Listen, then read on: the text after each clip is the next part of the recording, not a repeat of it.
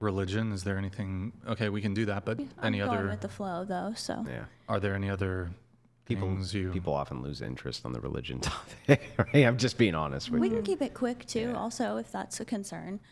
I mean, sex work is a topic that I'm passionate about, but I'm not sure if that's a tired topic on this podcast. Why are you or not. passionate about it? Well, I think there are a lot of different viewpoints from different kinds of sex workers on several different topics, whether it comes to legalization or what's the word I'm looking for? Kind of like a control over that industry that we may or may not have, depending on what the circumstances are, such as places where it's legal, like Nevada, or whether we're looking at protection for people who work independently, not necessarily on the street, but like online and things like that. Oh, I see what you're saying. Okay, so you're making a distinction between legislating it in multiple ways, right? So you're talking about, are we talking about protecting sex workers or this or that, or? Yeah, there can be a lot of opposing viewpoints. Yeah. I among have sex the workers. 100% number one way to protect sex workers. Ban them. They don't be sex workers. Okay. It's 100% effective. Wouldn't you agree? Not necessarily. No? No, I don't think I could answer that with just a yes or no, because I think there's slightly more nuance to it. I can only use where I work currently as an example, where we are very well protected. Is there a chance, though? A chance for... A chance for you to in some way be assaulted or something like this through the fact that you're a sex worker? Well, there's always that chance. But there's 100% chance that you're not going to be assaulted as a sex worker if you're not one, right? Well, I think as a woman, there's always a chance. Right, but it's not going to be based on the fact that you're in an industry where this is much more common than when you're not in the industry, right? I couldn't give you a percentage, but that could be a fair statement depending. Oh, yeah, it's much more common. Assaults of sex workers, For sure. of course.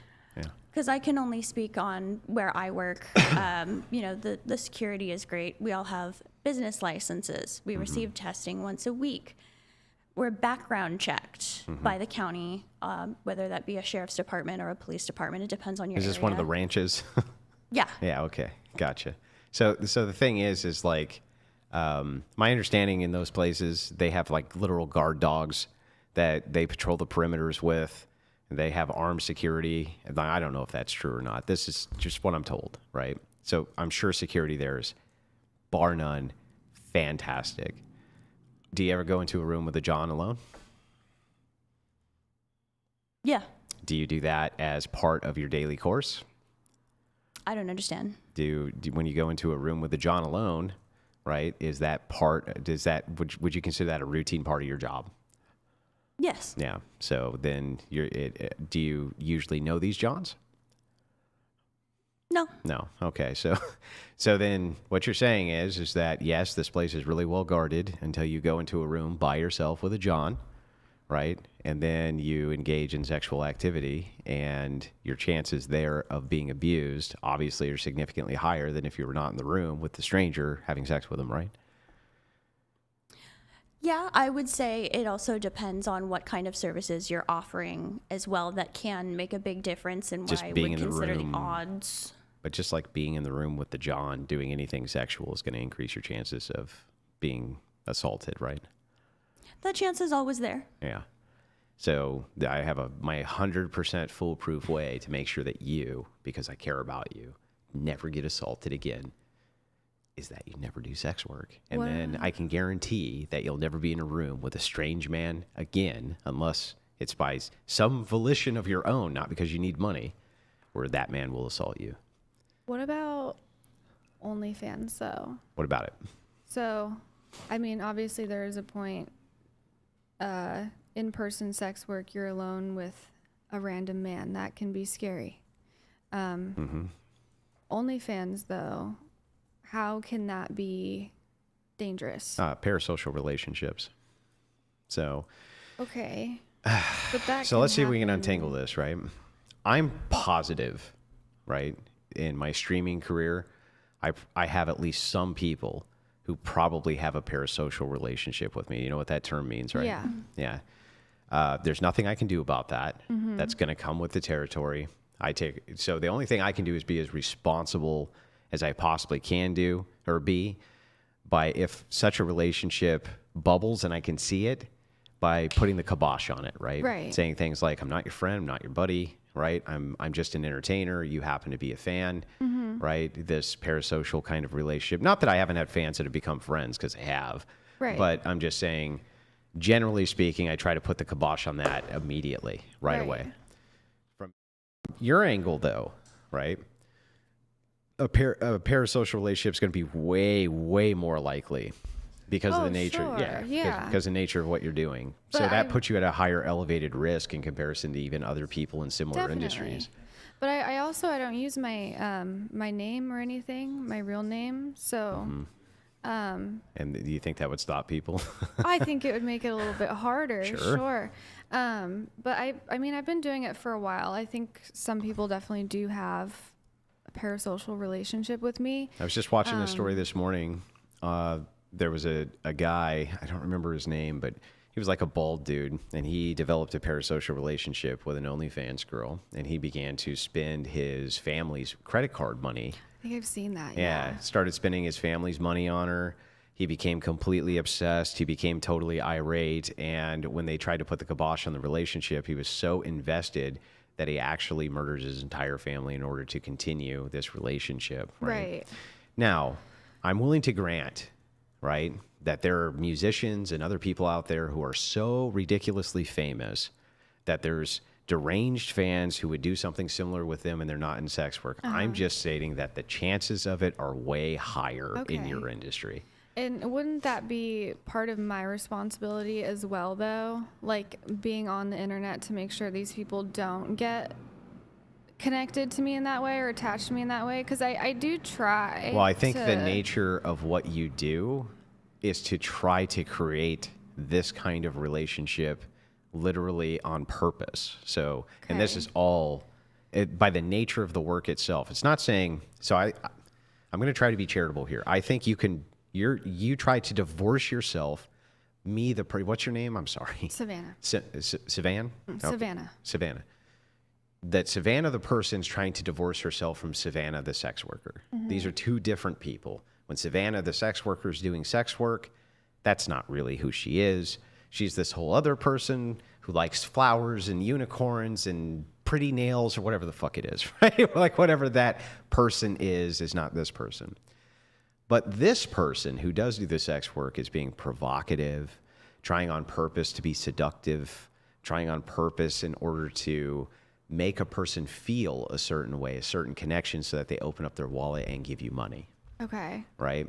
And I think that is part of the nature of that work, whereas for most other types of work, on camera, film, things like this, that is not the case. How is this different, though? Because this is not designed to seduce. This is not Okay. designed to introduce the parasocial aspect in. It's much more straightforward. So like, assume a Hollywood actor is really straightforward too. I'm providing you entertainment, I get paid, right? I'm not really here to, I am trying to elicit emotions in you, but the emotions aren't specifically the idea of I'm seducing you and creating the context that there's something here between us. That's the feeling I'm trying to introduce. Like in your sex work, for instance, do you ever moan really loud? Do you ever pretend that you're really into it when you're not? Do you ever, the answer is likely yes, right? I actually do a lot of different kinds of services that actually lean far more towards trying to be careful with my wording. Kink centered, I would say. Sure. It's far less of the standard stereotypical But are stuff you for me personally. But are you pretending on purpose to enjoy things maybe you don't enjoy? You're pretending to be into those things when you're not really into them because you're trying to elicit a response from the person that gives into whatever their fantasy is, right? Me personally, no, because I don't offer any kind of service that I wouldn't enjoy delivering on. I do have that luxury. I don't speak for everyone. I only speak for myself. So on you've never that. pretended to be more into it than you're not? I Than don't you have are? to. Oh, okay. Well, you would agree, though, that at least in your industry, that women are going to be moaning. They're going to be like screaming at the top of their lungs. They're going to be doing things like this, even though I'm they sure it does ordinarily. happen. Sure. Yeah, I'm sure it happens with you too, whether you admit it or not. But that aside, Yeah, no, yeah, it coming does, coming back to totally. this, the idea here is that you're specifically trying to get those responses. Right. Whereas I think that other forms of entertainment specifically are not trying to develop Yeah. the parasocial aspect. I totally agree about the safetiness of it, but I think taking measures to make sure that in case anything happens, you can protect yourself. I think, regardless of if I did sex work or not, I would want to have that protection. Yeah. So I don't feel any less safe doing it, but I get to be at home, so. Yeah. Yeah, but I mean, these are tiered arguments, Yeah. right? So the first tier is the safety of even the prostitute in this case, Right. and of the John are paramount. We got we have the overarching STDs, which are in this industry, which including OnlyFans have an overrepresentation of STDs against the general public. Why? Because they do GG content. Right. And oftentimes they're not as rigorously even tested as the people in the porn industry Yeah. are when they do that sort of content. So then we have to compete with that. With the amount of STDs that come in, then we have to deal with the trafficking that comes in with this. And then also, I mean, the list just is like endless of the societal ills that come with sex work. Whereas banning it, what bad happens when we ban this? That there's a black market potentially that opens up for it? Well, I think South Korea is a good example of what happens when you do ban porn. It's not really banned there. I know officially it is, but it's not actually. But I think they have higher rates of grape and sexual assault, and they also have the law there that. Then what? The United States? Definitely not. Okay. Yeah, definitely not. I mean, I did. I could be wrong. I'm willing to concede if I'm wrong because we're talking about stats off the top of our head. But can you look at the?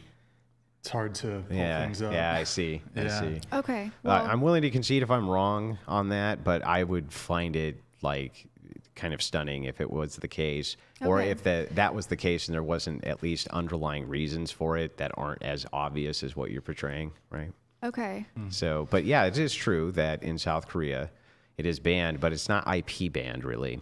Right. So people can still access it when they want. It's a very westernized nation, right? Yeah. And I would even argue that absent feminism and the various herbivore movements that are going on in these Asian nations, what do they call it now? Not herbivore, the Isn't that the term, herbivore? well, that's Herbivore for man? Japan, but whatever, where women are is that? checking out and men are checking out of the Department of Relationship, period, because they don't want to be with Okay. these feminists. That you probably 4B? wouldn't see that sort. Yeah, you Oh, probably. the 4B, Yeah, there you go. That you probably wouldn't see that sort of consumption.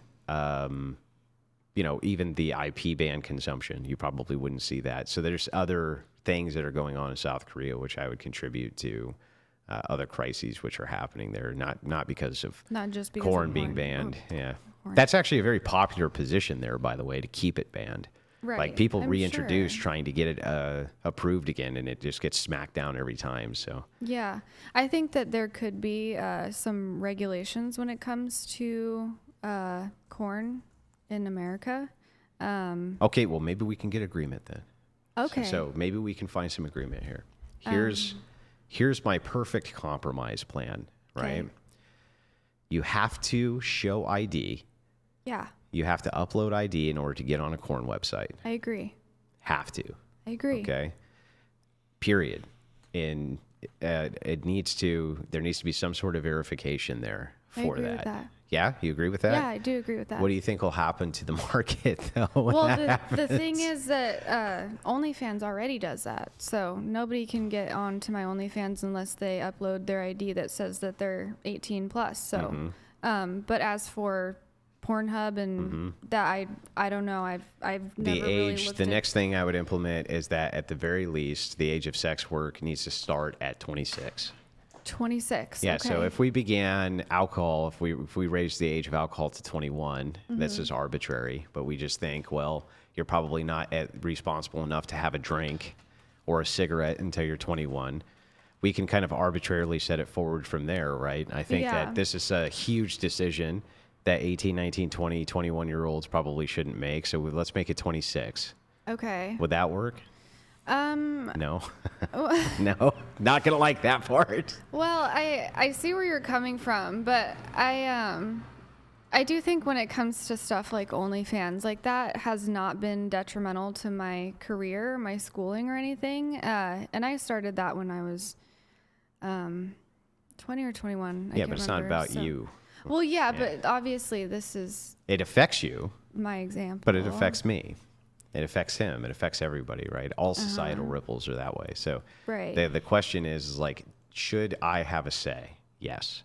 And so my say is like, if we can't outright ban it, which I would prefer, right, then we can set in such rigors to it that it greatly reduces the consumption of it. Okay. I agree with the ID verification. But not the age going up.